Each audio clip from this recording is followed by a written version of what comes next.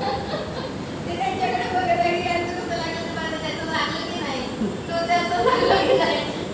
आपापली लावा. ठीक आहे. आणि जवळ म्हणून बघा हे छोटे छोटे व्यायाम आहेत, तुमचं डोकं पण लागत नाही ना. तर बॉडीमध्ये कशी आपलं नियम आहे की ऍक्टिव्हिटी जी आहे ती योगा आणते, तुमचं जिम वर्क आणत नाही.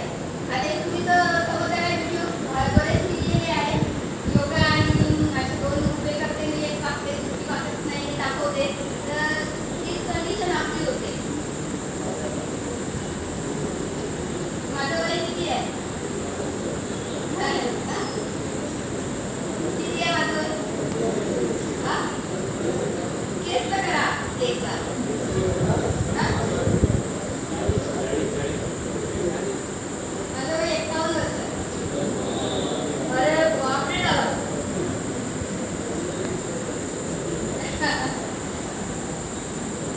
आता काय आणलं?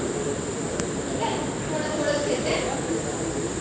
म्हणून मी सांगितलं ना पहिल्यांदा एक आई म्हणा किंवा बहीण म्हणा, तर पण ते जिथं तुम्ही सांगू शकता तुमचे प्रॉब्लेम काही नाही, आणि बरेच क्षेत्रात त्याच्यामध्ये आहेत आणि बरेच लोकांचे प्रॉब्लेम सॉल्व्ह केलेले आहेत. त्याच्यामुळे संकोच करायची काहीही गरज राहत नाही.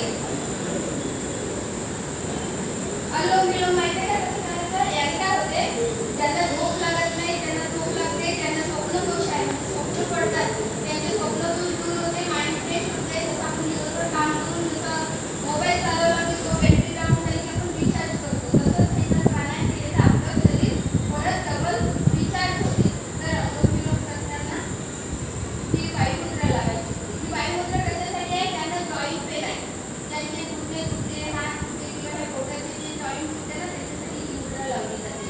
मुद्राचं नॉलेज सुद्धा हळूहळू देईल, कारण एका दिवशी इतकं सांगितलं तर सगळं डोक्यावरून जाते. तर मला सांगताना काही वाटत नाही, तुम्ही नवीन असल्यास तुम्हाला खूप कठीण जाते ते.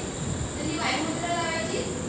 आपला राईट हँड लेफ्ट हँड खाली ठेवायचा, राईट हँडनी राईट नोस्ट्रल बंद करायचा, लेफ्टनी दीर्घ श्वास घ्यायचा.